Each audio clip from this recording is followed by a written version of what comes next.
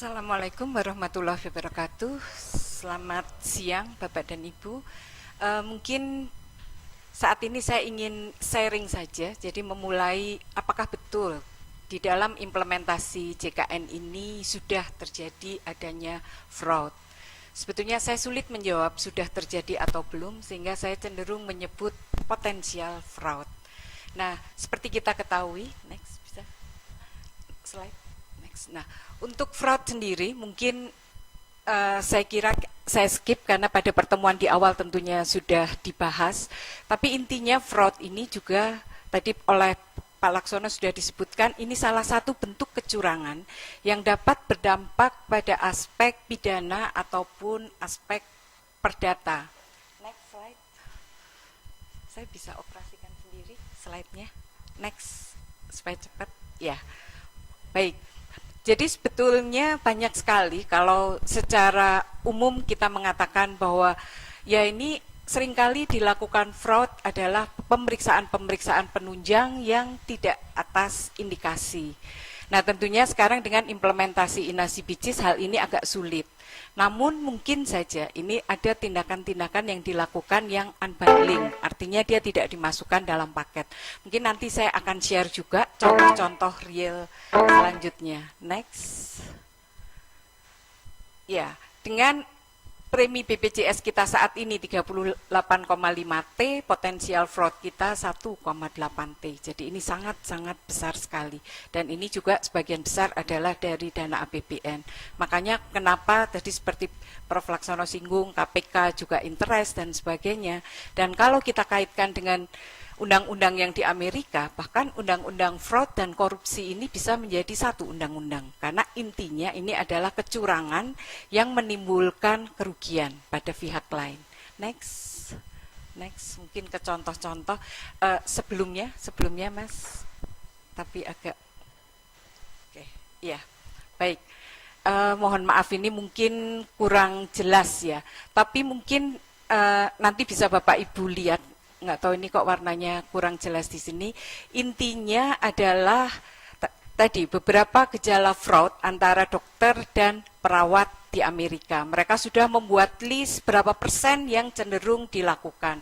Misalnya dalam apa itu CAPG dan ya mungkin nanti kita bahas. Tapi ini adalah kasus-kasus di Amerika. Nah, bagaimana kasus di Indonesia tentunya? Nah, di sini misalnya untuk kasus upcoding, dulu Bapak Ibu juga ada 15 yang kemarin sudah ada di dalam diskusi pada sesi awal gitu. Jadi di dalam list ada juga upcoding, di mana upcoding di sini didefinisikan dengan memasukkan klaim tagihan atas dasar kode yang tidak akurat. Nah, namun ini adalah hasil penelitian yang kami lakukan dari 3 provinsi dengan dengan narasumber baik dari rumah sakit, pegawai rumah sakit, BPJS dan peserta. Seperti hal yang nomor 1, ini dilakukan oleh pegawai rumah sakit. Jadi intinya oleh pegawai rumah sakit. Jadi selama ini saya terbuka ke dokter yang merawat, misalnya sudah mendapat satu diagnosa, kita bisa melihat, maksudnya ini melihat biayanya sekian, kita lempar ke dokter itu lagi. Kalau tipe berat kan harganya lebih tinggi dok, jadi kita kembali ke harga lagi. Intinya rumah sakit jangan sampai dirugikan. Jadi prosedur kerja yang seperti ini sebetulnya sudah mengarah pada potensial fraud. Jadi salah satu mungkin kelemahan sistem INASI-BIJIS, namun saya menyarankan tapi saya tidak tahu. Jadi sebetulnya rumah sakit itu klaim tapi tidak usah dilihat harganya gitu. Harga itu akan muncul kalau klaim itu sudah final. Tapi begitu harga itu muncul, pasti terus ada keinginan, aduh kok segini ya, kok saya kurang. Nah itu sebetulnya dalam sistem INASI-BIJIS sendiri sudah ada kelemahan. Kalau di negara lain ya enggak, kita klaim yang benar. Setelah itu muncul harganya, kita sudah nggak bisa mengubah. Artinya sudah final. Nah ini yang saya usulkan di dalam pengaturan klaim di rumah sakit. Kalau sekarang kan enggak, pegawai rumah sakit memasukkan, kemudian oh ini sekian, waduh kok harga rumah sakit sekian, gimana dikembalikan lagi ke dokternya. Itu kasus yang terjadi seperti itu. Dok ini harganya cuma sekian, bagaimana? Jadi seolah-olah itulah yang mohon maaf dipermainkan. Jadi harusnya nggak bisa kok, rumah sakit sudah betul membuat resume medik, sudah betul untuk coding. Harusnya ya sudah masuk saja, setelah itu dia bisa melihat harga, namun berkas klaim sudah tidak bisa ditarik lagi. Mungkin itu yang salah satu usulan konkret yang saya ajukan di dalam software Inasi Bijis, khususnya software verifikator yang kedepannya. Kemudian juga salah satu direktur rumah sakit, bagaimana saya membayar jasa medik dokter Opskin, kalau tarif Inasi Bijis hanya 2,8 juta. Nah, bagaimana supaya rumah sakit tidak rugi dan dokternya tidak komplain? Nah, disinilah adanya permainan kombinasi coding yang dilakukan. Nah, ini yang kita sebut dengan upcoding. Nah, pertanyaannya, apakah di rumah sakit Bapak Ibu pernah atau sudah terjadi kasus seperti ini? Ini adalah self-assessment untuk diri kita masing-masing. Mungkin nanti next kita bahas, tapi saya hanya membuka saja. Pernah nggak terjadi kasus seperti ini? Baik, yang berikutnya adalah yang ingin saya singgung adalah contoh nyata dari ini semua presentasi bisa Bapak Ibu unduh. Ya, ini saya juga ada. Iya. Jadi mengenai unbundling, kalau tadi upcoding, kita akan kembali tadi review pada diri kita masing-masing, sudahkah ini terjadi di rumah sakit kita masing-masing. Yang kedua adalah mengenai unbundling. Jadi unbundling ini artinya kita mengeluarkan suatu jenis pelayanan yang sebetulnya sudah masuk di dalam paket. Contohnya, waktu sampai di apotik katanya obatnya habis, silahkan cari di luar. Ini dari peserta BPJS yang di rumah sakit ya. Kalau kita mau protes ke siapa? Resep aslinya diambil, saya curiga pasti untuk lain. Sementara pasien beli sendiri di luar dan keluarkan duit sendiri. Ini adalah sudah potensial fraud. Artinya obat itu sebetulnya di dalam tarif Inasi Bijis kan sudah include. Tapi dijawab oleh apotik, obatnya habis gitu. Ya, ini sekali lagi ini sebetulnya seperti self-assessment, kita saling mengkaji pada diri kita, namun inilah yang disebut dengan potential fraud. Kemudian ada salah satu, ini bukti nyata dari surat edaran direksi swasta. Dalam rangka kendali biaya kendali mutu, dia mencoba mengendalikan pelayanan yang ada di rumah sakitnya. Salah satu yang di dalam surat edaran itu adalah seperti ini, tindakan yang sama jika dilakukan 2 kali pada hari yang sama hanya akan dibayar 1 kali. Maka dimohon tidak melakukan tindakan yang sama pada hari yang sama. Yang menjadi pertanyaan, ini memang rancu antara fraud atau abuse. Abuse itu sebetulnya lebih pada overutilization. Jadi gini, fraud itu curang, abuse itu sebetulnya juga merugikan, tapi niat saya itu nggak merugikan gitu loh. Sangat tipis bedanya fraud dengan abuse. Nah, kalau seperti ini misalnya pasien dicabut pada gigi yang bersamaan, bersebelahan, anestesinya sama. Nah, apakah itu dia harus kembali lagi? Kalau dia niatnya, enggak daripada nanti pasien kan kalau saya cabut 2 kasihan sakit. Nah, itu mungkin bisa abuse. Tapi enggak biar aja dia besok balik lagi, kan dia akan bayar lagi. Nah, niat sudah merugikan. Jadi sebetulnya Bapak Ibu, untuk pelayanan di rumah sakit, pelayanan kesehatan, batas fraud dengan abuse itu sangat-sangat tipis.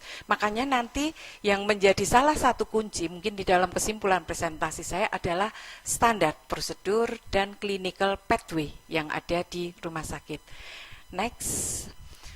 Nah, ini juga kasus yang real terjadi pada peserta BPJS. Kebetulan saya mengenal sekali peserta yang menjadi korban.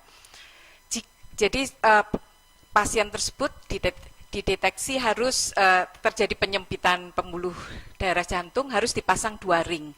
Tapi dia katakan, jika langsung dipasang 2 ring, saya harus membayar iur biaya tambahan 10 juta. Kata dokter, harga 1 buah ring antara 10-15 juta. Padahal paketnya cuma 25 juta, jadi hanya cukup untuk 1 ring. Jadi pasien dioperasi sekali, 2 minggu lagi dia dilakukan operasi lagi. Ini betul-betul terjadi dan alhamdulillah pasiennya selamat. Ya, ini adalah fraud. Kalau ini sudah jelas fraud, bukan lagi abuse. Karena sebetulnya di dalam paket Inasi Bijis, nah itu juga tidak jelas apakah paket 25 juta itu untuk 1 atau 2 ring gitu loh. Jadi berapa sih unit cost-nya? Jadi ini suatu aturan yang abu-abu, sehingga mungkin pemahaman dokter itu sehingga lebih baik dia operasi lagi saja. Ini real terjadi. Yang berikutnya next. Nah, untuk overutilization ini sering juga kita sulit membedakan dengan fraud untuk pelayanan yang tidak perlu. Ini juga real, pasien real. Jadi ini dari pasien, waktu diwawancara dia mengatakan, ini dokter gigi primer yang merawatnya. Saya kemarin dikomplain pasien yang saya rujuk ke rumah sakit swasta. Karena dia harus membayar iur biaya 21 juta untuk pencabutan 4 gigi geraham belakang. Ini impacted. Dan dirawat di dirawat inap di kelas VIP. Sebelumnya rumah sakit tidak menginformasikan apa-apa. Saya kira saya hanya membayar sedikit karena sebagai peserta BPJS. Nah, ini yang fraudnya. Ya, kebetulan karena saya juga dokter gigi. Apakah betul impacted itu harus diambil sekaligus dan harus dirawat inap? Sebetulnya kan bukan. Tapi kalau impacted dilakukan rawat jalan, penggantiannya nggak sampai 200.000. Dokter spesialis bedah mulut mana yang mau juga? Nah, jadi ada masalah-masalah yang harusnya mungkin bukan hanya dari sisi provider, tapi dari sisi kebijakan mestinya juga perlu kita bahas bersama. Namun kalau tidak, akhirnya yang terjadi adalah seperti ini, ya langsung aja 4 gigi dilakukan general anestesi. Next. Dan juga di sini dari dokter gigi juga di rumah sakit, saya pernah membuat diagnosa palsu di sini. Ya, ini termasuk kalau di Amerika ada False Claim Act. Jadi ada suatu aturan untuk, jadi sudah dijerat oleh undang-undang dan sudah termasuk kasus pidana. Tapi dia ini membuat diagnosa palsu, maksudnya adalah membantu pasiennya supaya biaya pencabutan pasien, karena biaya pencabutan kan harusnya dilakukan di primer. Tapi ini dibuat dari primer juga dirujuk ke rumah sakit, indikasinya dibuat itu sudah terjadi gangren. Padahal pencabutan tersebut sebetulnya adalah gigi yang sehat dengan rencana pemasangan alat ortodonsi yang tidak ditanggung. Alat ortonya tidak, tapi pencabutannya bisa enggak? Kalau dia tidak indikasi kan harusnya nggak bisa. Nah, kemudian dilakukan ya klaim seperti ini. Jadi dia membuat klaim palsu agar ya kalau di dalam diagnosanya adalah gigi sehat atau gigi normal kan tentunya tidak perlu pencabutan. Next. Nah, untuk underutilization ini juga surat edaran dari direksi rumah sakit swasta. Untuk dia membuat edaran pada seluruh dokter yang di rumah sakitnya untuk pasien DM dan hipertensi obat diberikan 3 hari dan maksimum 5 hari saja. Kemudian pasien dirujuk balik ke provider primer. Nah, ini sebetulnya termasuk fraud karena sebetulnya dalam penyakit-penyakit yang DM hipertensi khususnya penyakit kronis ini sudah ada ketentuan obat adalah paling enggak 2 minggu harus diberikan. Tapi ini diberikan cuma 5 hari terus dikembalikan ke primer. Jadi ini dikatakan sebetulnya mungkin juga yang saya ingin membuka wawasan Bapak Ibu, direksi maksudnya baik, pengendalian biaya, namun harus berhati-hati gitu. Karena surat edaran ini beredar kan. Nah, seolah-olah inilah aspek legal di rumah sakit itu. Kalau ada apa-apa ya direkturnya yang kena. Ini yang saya agak warning, makanya salah satunya sebetulnya tugasnya adalah dengan memberikan sosialisasi. Baik, kemudian di dalam underutilization ini yang berikutnya adalah, nah ini yang sering dilakukan oleh rumah sakit adalah pasien rawat inap dipulangkan jika kondisinya sudah stabil. Dan ini tentunya juga akan berdampak pada readmission. Jadi bisa juga pada fraud yang dikategorikan readmission. Misalnya di dalam readmission ini ada penjelasan dari petugas rumah sakit yang ya terpaksa pasien kami berikan pengertian dan membayar sendiri 1-2 hari. Tapi pasien tidak dipulangkan maksudnya.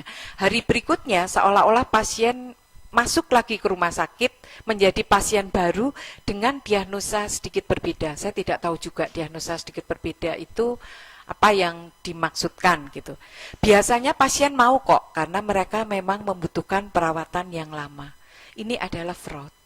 Jadi fraud tadi karena underutilization yang berdampak pada fraud readmission yang berikutnya. Ya, ini saya agak meloncat karena ada fraud readmission juga.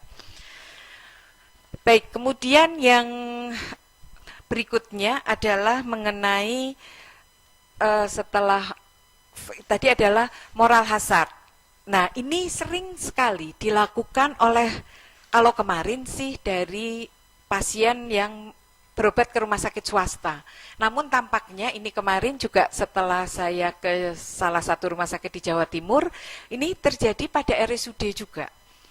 Jadi menurut rumah sakit, kamar kelas 1 sudah penuh sampai sebulan ke depan. Wah, ini kok seperti hotel ya, orang sakit sudah pasti gitu. Nah, ini kan nggak mungkin. Karena bagaimana rumah sakit bisa memprediksi sampai sebulan ke depan rumah sakit kelas 1-nya sudah penuh antrian. Ya, tapi penyakitnya apa pada saat itu? Ini sudah potensi fraud.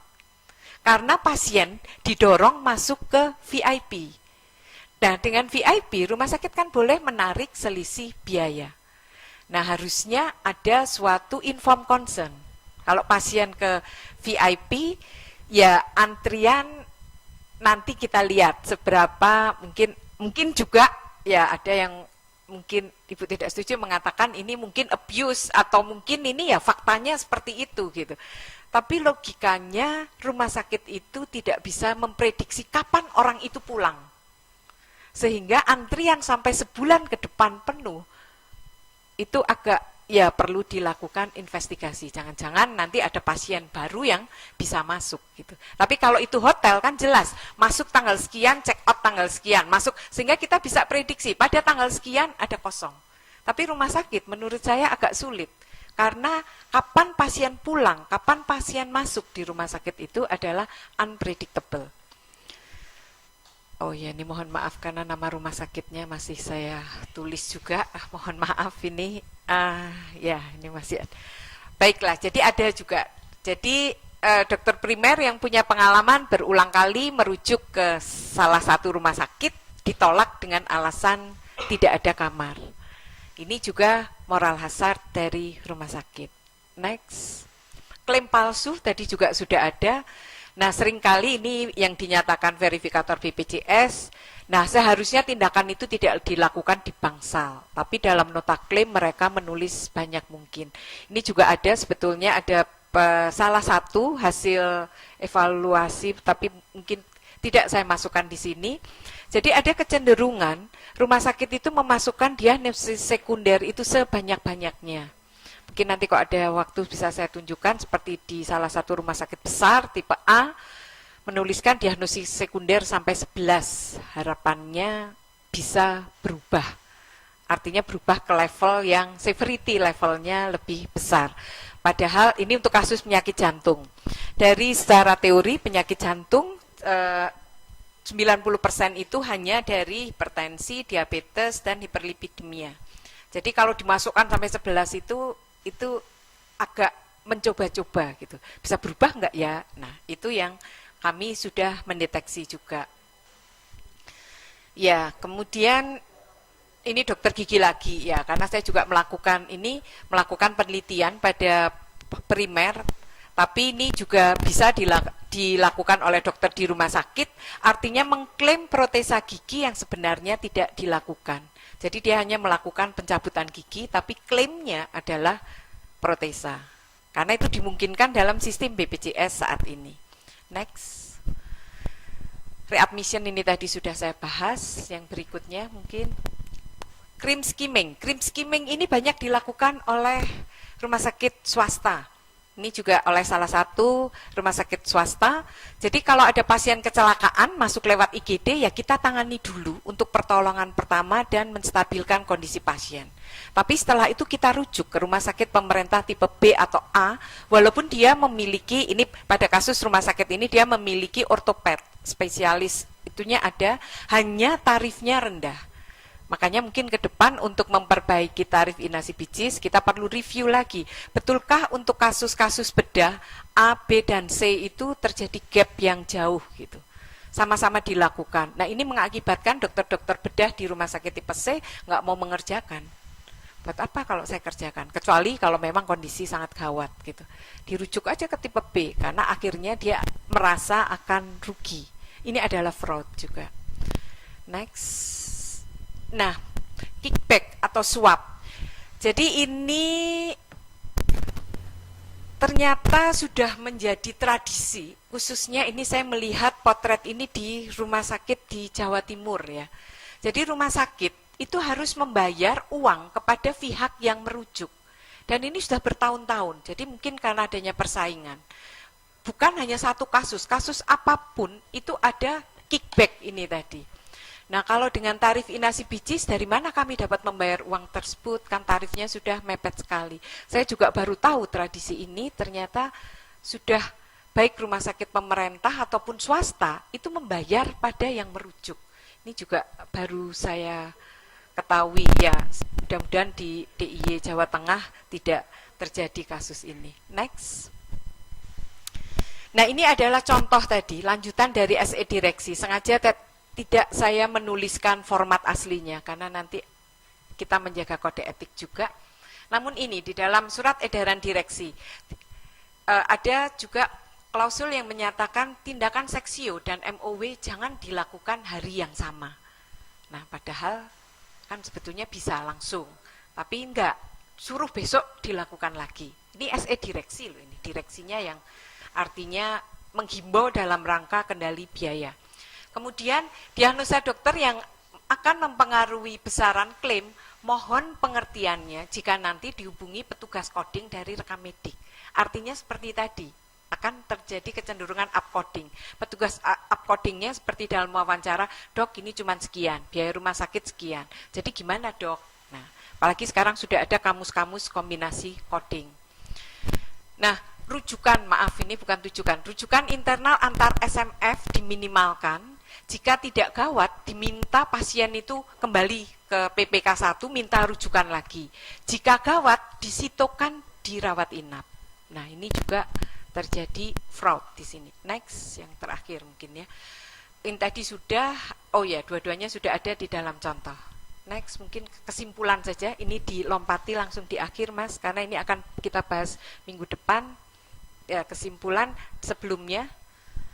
Iya. Jadi sebetulnya fraud ini merupakan sesuatu yang relatif baru. Sebetulnya di Amerika pun fraud ini baru dimulai pada tahun 1996. Baru mereka itu ngeh gitu ya, kalau istilah orang Jawa, ngeh dan mulai mereka aware terhadap masalah fraud. Sehingga terus timbul banyak sekali peraturan dan undang-undang tadi. Dan fraud ini yang disebut juga bentuk kriminal kerah putih, berefek pada sistem pembayaran, kemudian harus ada gerakan anti fraud. Tadi kalau ada pembentukan tim anti fraud di rumah sakit itu adalah salah satu bentuk dari gerakan anti fraud ini. Dan yang terakhir next. Jadi resiko fraud ini bisa dikontrol dengan suatu sistematis internal provider. Di sini harus ada sosialisasi seperti tadi, membeberkan, karena kadang-kadang mungkin kita tidak aware juga bahwa itu adalah fraud, dipikir ya bisa aja lah terjadi kasus seperti itu. Dan di dalam internal asuransi BPJS ini juga harus melakukan pendidikan untuk peserta dan provider. Mungkin ini yang bisa saya sampaikan, mungkin kalau kita lanjutkan ke diskusi. Silakan Prof. Laksono.